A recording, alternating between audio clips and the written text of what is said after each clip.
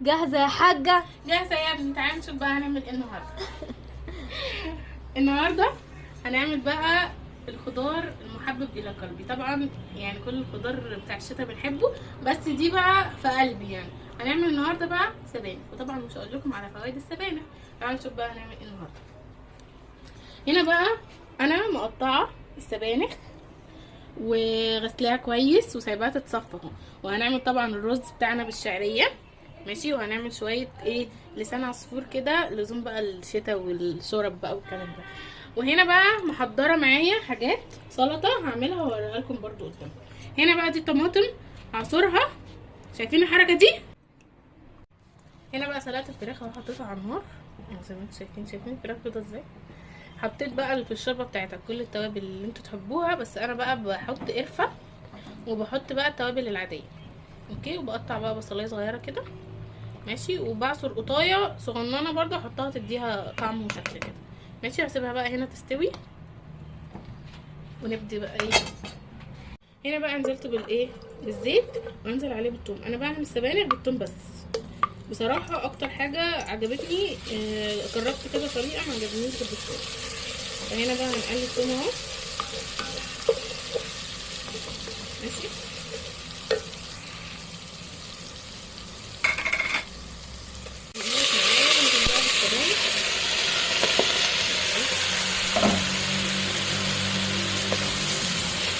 بقلب بقى لحد ما السبانخ تفضل معايا.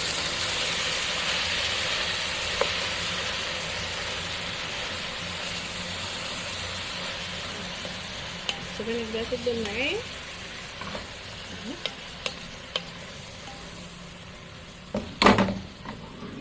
بصراحه انا حبيت الطريقه دي قوي، حسيتها اوفر في الطماطم، وفي نفس الوقت بتدي طعم حلو برضو لما السبانخ تقبل مع الثوم.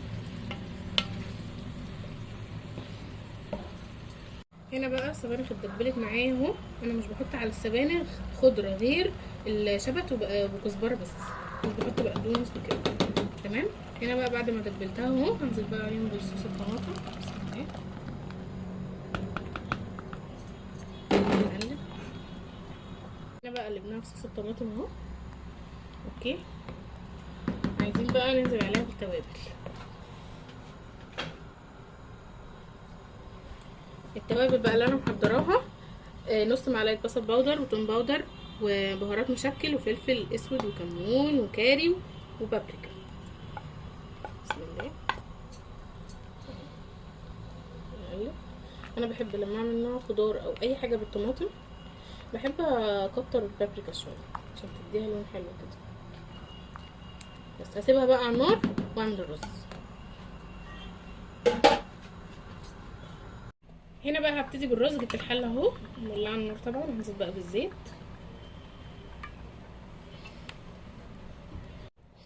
هنا بقى نزلت بالزيت اهو، ننزل بقى بايه، نص الشعريه بتاعي.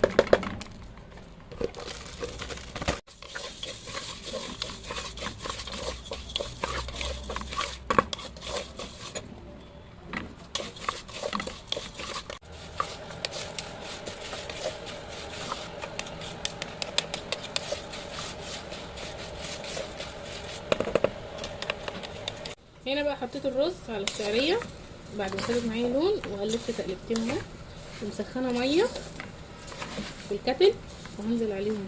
هنا بقى هنزل بالميه السخنه مغليه معايا اهو. حطيت الميه، حطيت له الملح بتاعه المظبوط، اوكي. هوطي بقى عليه يعني مش قوي، واسيبه يتشرب. وطيت على الرز بعد ما اتشرب معايا، وهعمل بقى ايه شويه لسان عصفور كده عشان المطر بيمطر، شويه شوربه حلوين. تعالوا نشوف بقى. هنا بقى نزلت بالزيت، هنزل بقى باللسان عصفور طبعا. تعالوا بقى نشوف السبانخ ايه اللي حصل لها. طبعا ملحها، وحطيت ماجي. طبعا مرقه الدجاج اللي انتوا تحبوها يعني اختياري، حابه تحطي حابه مش. هقلب ايه لسان عصفور ياخد معايا لون، وهنزل عليه بالشوربه. هنا شايفين السبانخ ما شاء الله. هنا بقى بعد ما ملحتها كلها اهو زي ما قلت لكم، سايباها تاخد غلوه معايا تستوي، وبعد كده ايه اهوت. في البيت هنا الواحد ما يعرفش يصور حاجه والله، من العيال بجد بيتحدوني مش عارفه فيه. تعالي يا بنتي نشوف السداد. معلش. هما كده العيال. طبعا بمناسبة ان المطر بيمطر حابة ان انا اقول الكلمة بجد بجد يعني بتمنى ان ربنا يكبر بخاطر اي حد، بيكبر بخاطري باي كومنت حلو. بجد انتوا مش متخيلين انا قد ايه بكون سعيدة بالكومنت اللي انتوا بتكتبوه. هي ممكن تكون جملة بسيطة بس بجد ما تعرفوش بتفرق معايا ازاي. وحابة اشكر اي حد بيدعمني وحتى لو باي حاجة بسيطة، شكرا لكم بجد. تعالى هنا بقى نشوف لسان عصفور فاضل ياخد لون معايا. هنا بقى لسان عصفور خد لون معايا اهو، بس ايه يعني ممكن اغمقه شويه عشان يبقى ما يبصش مني. هنزل بقى بالشوك.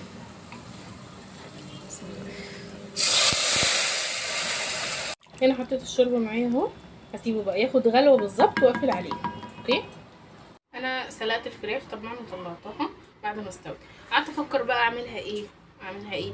طبعا انا كذا مره يعني عملتها بالبصل في الفرن، عملتها مش عارفه ايه مره مشويه كده، فانا حبيت ان انا اغير، وكمان اخواتي بيحبوها جدا وطلبوها مني ان انا اعملها. هي طريقه بسيطه بس ايه يعني بصراحه بحبها قوي. هنا بقى انا هعملها بالفيجيتار او البقسماط، مش زي بتاعت بره بس ايه يعني بيتي شويه. هنا بقى محضره معايا بيضتين، بحط عليهم شطه عشان انا عايزاها سبايسي، وحط عليها فلفل اسود. ماشي، هربهم. ربيت البيض. ماشي، معايا هنا كوبايه شوربه من بتاعه الفراخ، انزل بس شويه صغيرين وربيتين. انا كترت الشطه عشان احنا بنحب حاجه سبايسي. ماشي، هنا بقى معايا فيجيتار او بقسماط بس هو جاهز يعني عليه كل التوابل بتاعته وكده، طبعا النوع اللي انت تحبيه. اوكي، هنبتدي بقى. هنا بقى هنزل اهو بقطع الفراخ بتاعتي، اقلبها بقى كويس في الايه في البيض، وبعد كده هنزل عليها ايه الفيجيتار.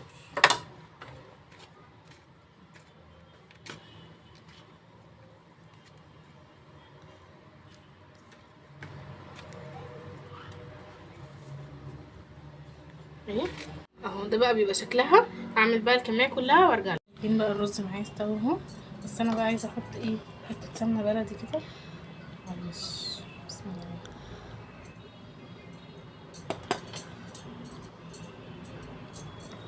تديله لمعه وطعمه بقى ايه.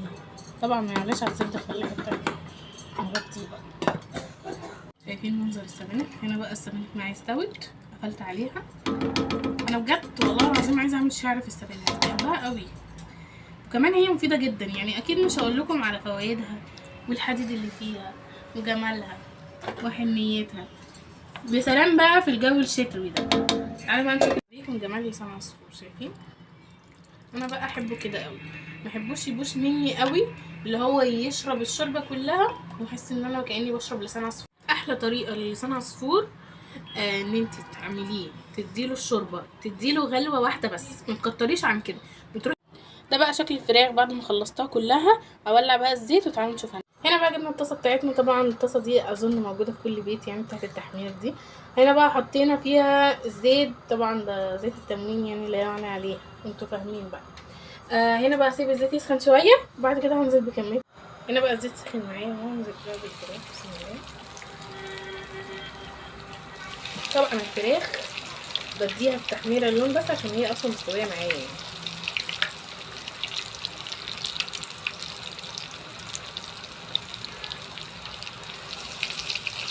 نكمل بقى وراها. ده بقى شكلها وهي ايه الطاسه اهو، تاخد معايا بس تحمير اللون اللي هو البيض، مش عايزاها تبقى غامقه قوي. اوكي، اللي هو الذهبي يعني. بقى منظر الرز، طبعا حته السمنه اللي انا حطيتها في الاخر دي تودي الرز في حته تانية خالص. هحط بقى معلقتين كده.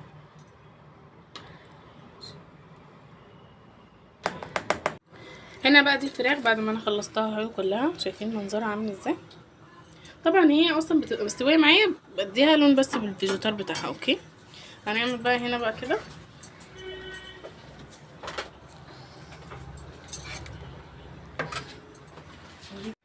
هنا بقى غرفت الطبق اهو زي ما انتم شايفين، واحنا لازم ندوق برضه يعني ميه تاني. بحب السبانخ قوي والله.